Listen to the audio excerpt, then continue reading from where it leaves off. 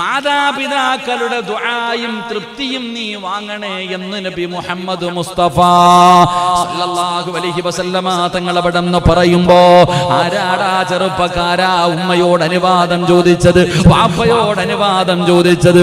പടച്ചവനെ ചോദിക്കാറില്ലല്ലോ, മാതാപിതാക്കളോട് പറയാറില്ലല്ലോ. എല്ലാം ചെയ്ത് കഴിയുമ്പോഴാണ് മാതാ പറയുന്നത്. പടച്ചവനെ വണ്ടി വീടിന്റെ മുന്നിൽ വരുമ്പോഴാണ് മോനെ ഇതേതാരാ ഒരു പുതിയ വണ്ടി, ഉമ്മ ഞാൻ ഇന്നലെ എടുത്തതാണെന്ന് പറയുന്നതപ്പോഴാ. പടച്ചവനെ നീ എല്ലാവരോടും പറയും, കൂട്ടുകാരോട് പറയും, ഭാര്യയോട് പറയും, മക്കളോട് പറയും, കൂട്ടുകാരോട് കുടുംബക്കാരോട് പറയും. പക്ഷേ മാതാപിതാക്കളോട് നീ പറയാറില്ല, മാതാപിതാക്കളുടെ ദുആ വാങ്ങാറില്ല. പിന്നെ എങ്ങനെയാ രക്ഷപ്പെടുന്നത്? നിന്റെ ഭാര്യയോട് പറയുമല്ലോ, എല്ലാ കാര്യവും നീ നിന്റെ ഭാര്യയോട് പറയുമല്ലോ. ഉമ്മയോട് പറയാറുണ്ടോ ചെറുപ്പക്കാരാ? വാപ്പയോട് പറയാറുണ്ടോ? അവരല്ലേടാ നിന്റെ വിജയത്തിന് കാരണക്കാര്. അവരില്ലെങ്കിൽ നീ ഇല്ലല്ലോ. അവരുടെ ദുആ കൊണ്ടല്ലേ നീ രക്ഷപ്പെട്ടത്. നമ്മളിൽ പലരും പടച്ചവനെ ഉമ്മയോടും വാപ്പയോടും പറയാറില്ല. നമ്മളിൽ പലരും മാതാപിതാക്കളോട് ഒന്നും പറയാറില്ല. അള്ളാഹു നമ്മളെ കാത്തിരക്ഷിക്കുമാറാകട്ടെ. ഭാര്യയോട് പറയും എല്ലാ കാര്യങ്ങളും. നിങ്ങളൊന്ന് ചിന്തിച്ചു നോക്കിക്കേ. ലക്ഷങ്ങൾ കടം പേടിച്ചു, ലക്ഷങ്ങൾ മുടക്കിയിട്ടൊരു കച്ചവടം തുടങ്ങി, അവസാനം എല്ലാം നഷ്ടപ്പെട്ടു വീടിന്റെ അകത്ത് ബെഡ്റൂമിൽ വന്നപ്പോ പെണ്ണുമ്പിള്ള പറഞ്ഞ മറുപടി എന്താ? നിങ്ങൾക്ക് അങ്ങനെ തന്നെ വേണം. എന്താ പറയാ? നമ്മുടെ ഭാര്യ പറയുന്ന മറുപടി നിങ്ങൾക്ക് അങ്ങനെ തന്നെ വേണം. ഞാൻ അന്നേ പറഞ്ഞല്ലേ ഈ ആവശ്യമില്ലാത്ത പണിക്ക് നിൽക്കണ്ടെന്ന്. എന്നാ അവസാനം ബെഡ്റൂമിന്റെ അകത്ത് സമാധാനമില്ലാതെ വീടിന്റെ ഹാളിന്റെ അകത്ത് വന്നിങ്ങനെ ഇരിക്കുമ്പോ ഉമ്മ വന്നിട്ട് ചോദിക്കും, എന്തേടാ മോനെ, എന്ത് പറ്റി? ഉമ്മ, എല്ലാം പോയി ഉമ്മ, പോട്ടെ മോനെ, അല്ല ഉണ്ടല്ലോ. അതാ ഉമ്മ. ഞാനും നിങ്ങളും ഉമ്മയോട് പറയാറില്ല. എല്ലാം പെണ്ണുമ്പിള്ള എടുത്ത് പറയുന്നവർ എല്ലാം ഭാര്യയോട് പറയും, ഉമ്മയോടും വാപ്പയോടും ഒന്നും പറയാറില്ല. എന്നാൽ അതിന്റെ നഷ്ടം എന്തെന്നറിയുമോ? നിനക്കതിന്റെ നഷ്ടം അറിയാഞ്ഞിട്ടാ മഹാനായ നബി മുഹമ്മദ് മുസ്തഫ സല്ലല്ലാഹു അലൈഹി വസല്ലമ തങ്ങൾ ഈ സദസ്സിലിരിക്കുന്ന ഭർത്താക്കന്മാര് കേൾക്കാൻ വേണ്ടി പറയുകയാ. ഈ സദസ്സിലിരിക്കുന്ന ഭർത്താക്കന്മാര് ഉമ്മയോടും ഉപ്പയോടും ഒരു കാര്യവും പറയാത്ത മക്കള് കേൾക്കാൻ പറയുകയാണ്. മഹാനായ നബി മുഹമ്മദ് മുസ്തഫ സല്ലല്ലാഹു അലൈഹി വസല്ലമ തങ്ങൾ അല്ലാഹുവിന്റെ പ്രവാചകന്റെ മുന്നിലേക്ക് സ്വഹാബികൾ കടന്നു വരികയാണ്. യാ റസൂലല്ലാഹ്,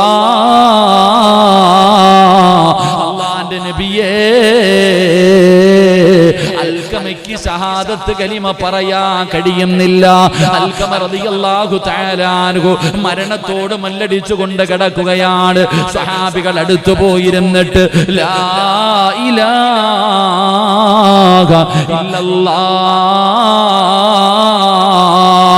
ഷഹാദത്ത് കലിമ പറഞ്ഞു കൊടുക്കുമ്പോ അൽകമ റളിയല്ലാഹു തആല അൻഹുവിന് പറയണമെന്നുണ്ട്. പക്ഷേ നാവ് പൊങ്ങുന്നില്ല, പറയാൻ കഴിയുന്നില്ല. എത്ര ശ്രമിച്ചിട്ടും പറയാൻ കഴിയുന്നില്ല.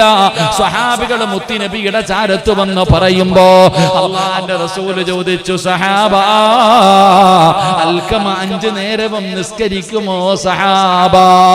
ഈമാൻ കിട്ടുന്നില്ല, ലാ ഇലാഹ ഇല്ലല്ലാഹ് പറയാൻ കഴിയുന്നില്ല. മുത്തുനബി ചോദിച്ച ഒന്നാമത്തെ ചോദ്യം, അൽകമ നിസ്കരിക്കുമോ സഹാബാ? യാ റസൂലല്ലാഹ്, അൽകമ 5 നേരവും നിസ്കരിക്കുന്ന സ്വഹാബിയാ. 5 നേരവും നിസ്കരിക്കും നബിയെ. റസൂലുള്ള രണ്ടാമത് ചോദിക്കുകയാണ്, ഉമ്മയുമായിട്ട് എങ്ങനെയാണ്? അൽകമ ഉമ്മയുമായിട്ട് എങ്ങനെയാണ്? സ്വഹാബികൾ പറഞ്ഞു, നബിയേ,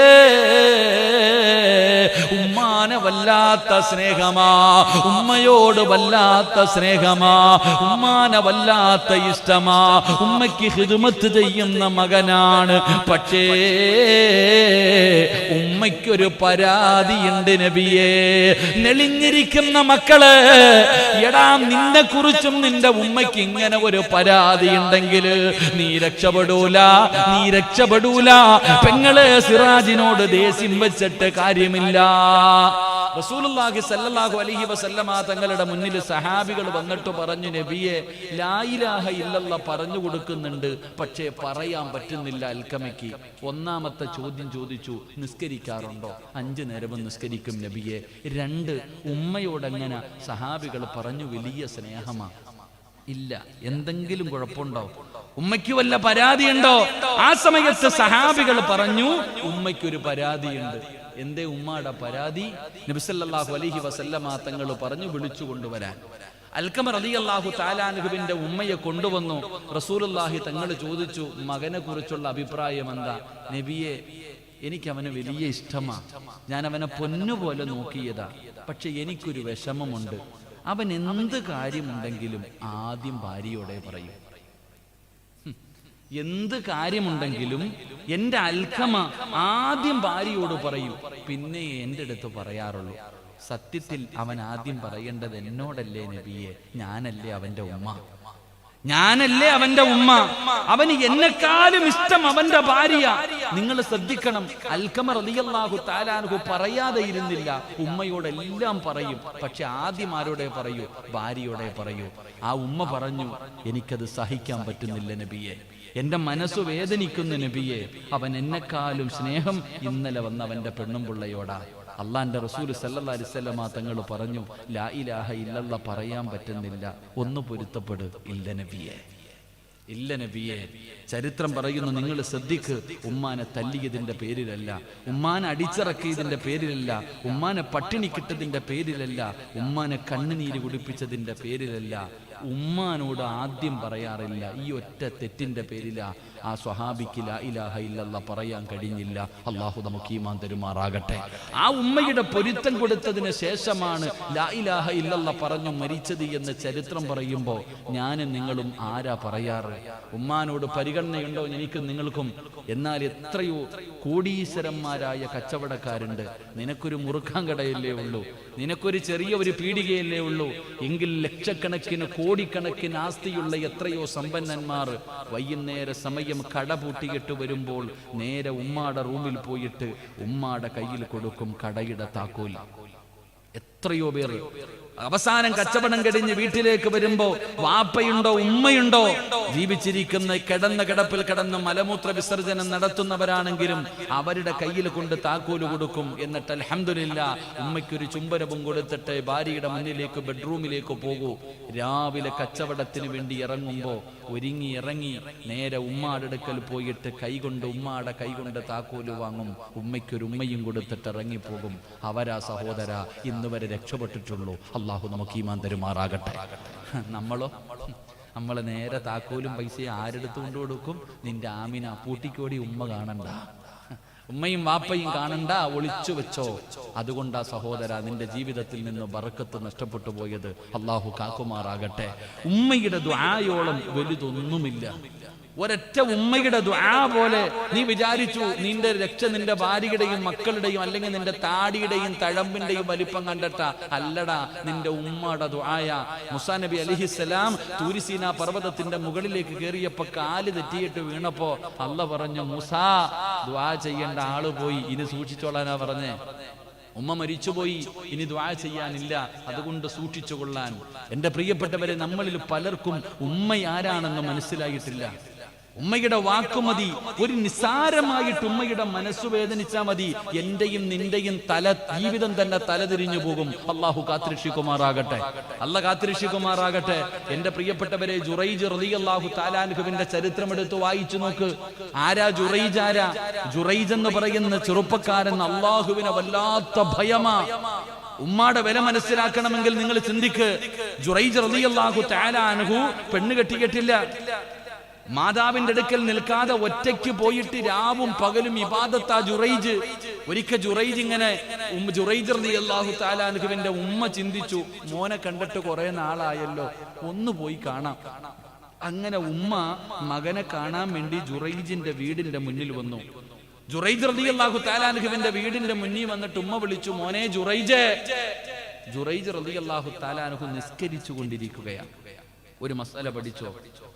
നിങ്ങൾ ആരെങ്കിലും നിങ്ങളുടെ വീടിന്റെ അകത്ത് സുന്നത്ത് നമസ്കരിച്ചു കൊണ്ടിരിക്കുന്ന സമയത്ത് നിങ്ങളുടെ ഉമ്മ വന്ന് വിളിച്ചാൽ എന്ത് ചെയ്യണം?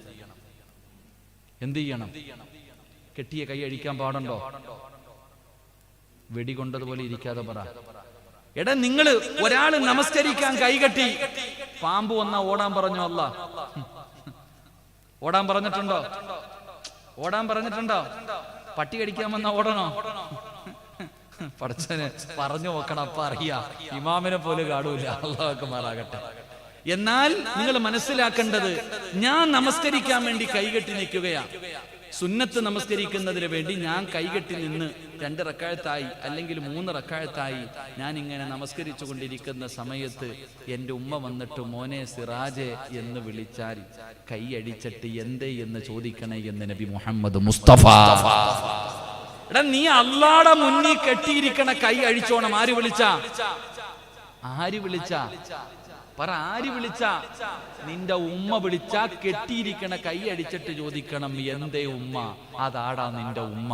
അള്ളാഹു ഈമാൻ തരുമാറാകട്ടെ. അതാണ് ഉമ്മ. വാപ്പയ്ക്ക് സ്ഥാനമില്ല എന്നല്ല. നിന്റെ മാതാപിതാക്കള് നിസ്കരിച്ചു കൊണ്ടിരിക്കുന്ന സമയത്ത്, സുന്നത്ത് നമസ്കരിച്ചു കൊണ്ടിരിക്കുന്ന സമയത്ത് വിളിച്ച അപ്പം നീ അടിക്കണം. അല്ലാതെ നിസ്കാരത്തിലല്ലേ സലാം വീട്ടിയിട്ട് വിളിക്കാം എന്ന് നീ കരുതരുത്. കാരണം അഴിക്കണമെന്ന് നബി മുഹമ്മദ് മുസ്തഫ. ജുറൈജ് തങ്ങൾ വിചാരിച്ചു, ഞാൻ നിസ്കരിക്കല്ലേ, സലാം വീട്ടി കെട്ടി എന്തേന്ന് ചോദിക്കാം. ഇത്രേ ചിന്തിച്ചുള്ളൂ. ഉമ്മ കാത്തു നിന്നു. വിളി കേൾക്കാതെ വന്നപ്പോ ഒറ്റപ്പോക്ക് തിരിച്ച്. വിളി കേട്ടില്ല, ഒറ്റപ്പോക്ക്. കുറച്ചു കഴിഞ്ഞു വീണ്ടും ഉമ്മയ്ക്ക് ഒരു ആഗ്രഹം, മോനെ ഒന്ന് കാണാം. പിന്നെയും പോയി.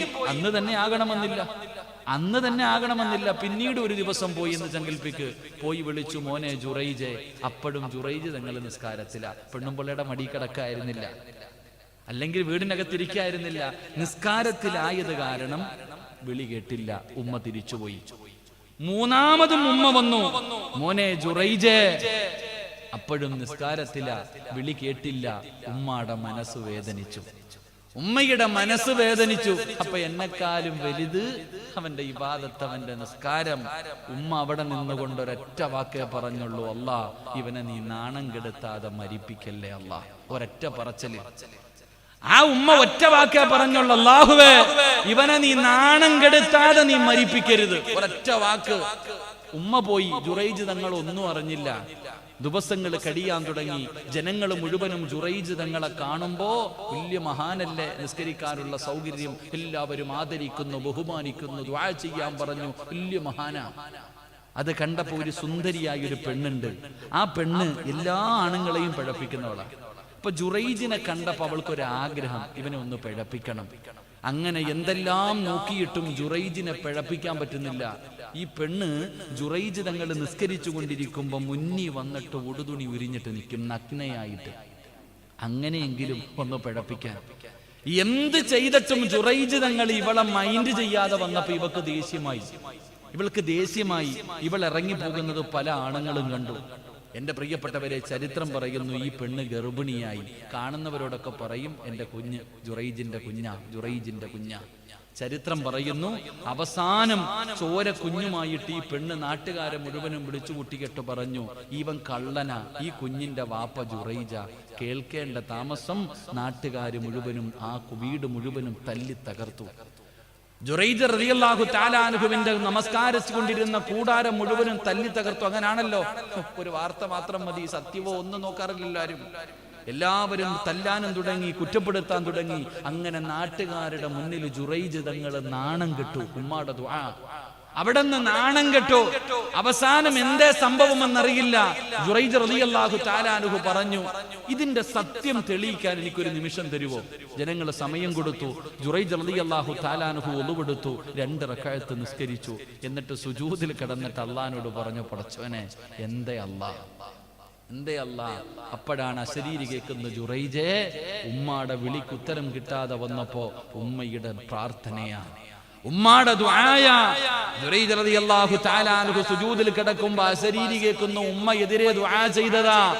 ജുറൈജ് തങ്ങൾ അവിടെ കിടന്ന് കരയുന്നു, അല്ലാ അറിഞ്ഞിരുന്നില്ല തമ്പുരാനെ, എനിക്കറിയാൻ പറ്റിയില്ല തമ്പുരാനെ, എനിക്ക് നീ പൊരുത്തപ്പെട്ട് തരണേ അല്ലാ. ജുറൈജ് തങ്ങൾ സുജൂദിൽ കിടന്ന് കരയുകയാ. എന്നിട്ട് എഴുന്നേൽക്കുകയാണ്. ജനങ്ങൾ മുഴുവനും ഒരുമിച്ച് നിൽക്കുകയാണ്. പെണ്ണ് പറയുന്നു, എന്റെ കയ്യിലിരിക്കുന്ന കുഞ്ഞു ജുറൈജിൻ്റെതാണ്. ജുറൈജ് റളിയല്ലാഹു തആല അൻഹു അവരോട് പറഞ്ഞു, ആ ചോര കുഞ്ഞിനെ ഇങ്ങ് കൊണ്ടുവരാൻ, ആ ചോര കുഞ്ഞിനെ ഇങ്ങ് കൊണ്ടുവരാൻ. ജനങ്ങൾ ആ ചോര കുഞ്ഞിനെ പൊന്നുമോനാണ്, ആൺകുട്ടിയാണ്, അവനെ ജുറൈജ് തങ്ങളുടെ മുന്നിൽ കൊണ്ടുവന്നു. ജുറൈജ് റളിയല്ലാഹു തആല അൻഹു തന്റെ വിരലെടുത്തിട്ട് ആ ചോര കുഞ്ഞിന്റെ പൊക്കിളിന്റെ മുകളിൽ വെച്ചു. എന്നിട്ട് ചോദിക്കുന്നു, യാ ബുനയ്യാ, എടാ പൊന്നുമോനെ, നിന്റെ വാപ്പയാരാടാ? ചോര കുഞ്ഞിനോട് ചോദിക്കുകയാ, നിന്റെ വാപ്പയാരാ, പറയടാ നിന്റെ വാപ്പയാരാ? എല്ലാരും ചോദിച്ചു, ജുറൈജ് നിനക്ക് ഭ്രാന്ത് പിടിച്ചോ? ഈ പാല് കുടിക്കണ കുഞ്ഞ് സംസാരിക്കുവോ? നീ എന്താ ഞങ്ങളെ കളിയാക്കുന്നോ? ഈ പാല് കുടിക്കുന്ന കുഞ്ഞു സംസാരിക്കുവോ? ജുറൈജ് പിന്നെയും ചോദിച്ചു, പറയടാ മോനെ, നിന്റെ വാപ്പയാരാ? ഞാനാണോ? നിന്റെ വാപ്പ ഞാനാണോ? പറയടാ മോനെ. ആ സമയത്ത് ആ പാല് കുടിക്കുന്ന ചോര കുഞ്ഞ് കഥയല്ല, ചരിത്രമാ. ഇത് നിങ്ങൾ കിതാബെടുത്ത് നോക്ക്. ആ പാല് കുടിക്കുന്ന പൊന്നുമോന് നമ്മൾ സംസാരിക്കുന്നത് പോലെ ഉറക്കെ വിളിച്ചു പറഞ്ഞു, എന്റെ വാപ്പ ജുറൈജല്ല, മലഞ്ചെരിവില് താമസിക്കുന്ന ഒരു ആട്ടിടയനാ. അവിടെ നിന്ന് ഉറക്കെ പറഞ്ഞു എന്ന് ചരിത്രം പറയുമ്പോ, ഈ ചരിത്രം മതി ജുറൈജ് എന്ന് പറയുന്ന മഹാനാരാണ്. ആ ജുറൈജ് റളിയല്ലാഹു തആല അൻഹു ഉമ്മയുടെ വിളിക്കുത്തരം ചെയ്യാതെ വന്നപ്പോ ഇത്രയും വലിയ ഒരു ശിക്ഷ കിട്ടിയെന്ന് ചരിത്രം പറയുമ്പോ, എന്റെ പ്രിയമുള്ളവരെ, നിന്റെ ജീവിതത്തിൽ ബറക്കത്തില്ലാത്തത് ഏത് കച്ചവടം ചെയ്താലും നീ നഷ്ടത്തിൽ പെട്ടുപോകുന്നത്, നിനക്ക് സ്വന്തമായിട്ടൊരു വീടില്ലാത്തത്, എന്തേടാ നീ രക്ഷപ്പെടാത്തത്? എന്തേ നിനക്ക് സമാധാനമില്ലാത്തത്? നിന്നെ പോലെ മീൻ കച്ചവടം ചെയ്യുന്നവൻ എടാ സന്തോഷത്തോടെ ജീവിക്കുന്നല്ലോ. നിന്നെ പോലെ പച്ചക്കറി കച്ചവടം നടത്തുന്നവൻ രക്ഷപ്പെട്ടല്ലോ. നിന്നെ പോലെ ഒരു പീടികയുള്ളവൻ 2 നില വീട് വെച്ചല്ലോ. ഇത് മോഷണം നടത്തിയിട്ടല്ല, പിടിച്ചു പറിച്ചിട്ടല്ല, പറ്റിച്ചുണ്ടാക്കിയതല്ല. അല്ലാഹു അവന് ബറക്കത്ത് കൊടുത്തത് കൊണ്ടാ, അല്ലാഹു സഹായിച്ചത് കൊണ്ടാ. അതുകൊണ്ട് ഇനിയെങ്കിലും നിനക്ക് അല്ലാഹുവിന്റെ സഹായം വേണോ? റബ്ബ് നിനക്ക് ബറക്കത്ത് ചെയ്യണോ? ഈ 5 കാര്യങ്ങൾ നീ പാലിക്ക്, അല്ലാഹു നിന്നെ രക്ഷപ്പെടുത്തുമെന്ന് നബി മുഹമ്മദ് മുസ്തഫ സല്ലല്ലാഹു അലൈഹി വസല്ലം. അല്ലാഹു നമുക്ക് ഈമാൻ തരുമാറാകട്ടെ. അല്ലാഹു നമുക്ക് ഈമാൻ തരുമാറാകട്ടെ. അപ്പൊ ഈ 5 കാര്യം ഇനിയെങ്കിലും നിങ്ങൾ ജീവിതത്തിൽ ചെയ്യാൻ പഠിക്ക്. അല്ലാഹു ഭാഗ്യം തരുമാറാകട്ടെ. പലരും എൻ്റെ മുഖത്തേക്ക് തന്നെ നോക്കുക, എൻ്റെ പൊന്നാര സിറാജ് ഉസ്താദ്, ഈ പറഞ്ഞ 5 കാര്യവും ഞങ്ങൾ ചെയ്തില്ല, പെട്ടു. ഇനി എന്താ ഞങ്ങളോട് ഇപ്പം പറഞ്ഞിട്ട് കാര്യമുണ്ടോ? എടാ വീട് കെട്ടി, കച്ചവടം തുടങ്ങി, പെണ്ണും കെട്ടി, എല്ലാം ചെയ്തു കഴിഞ്ഞു, ഇപ്പൊ വന്നു പറഞ്ഞിട്ട്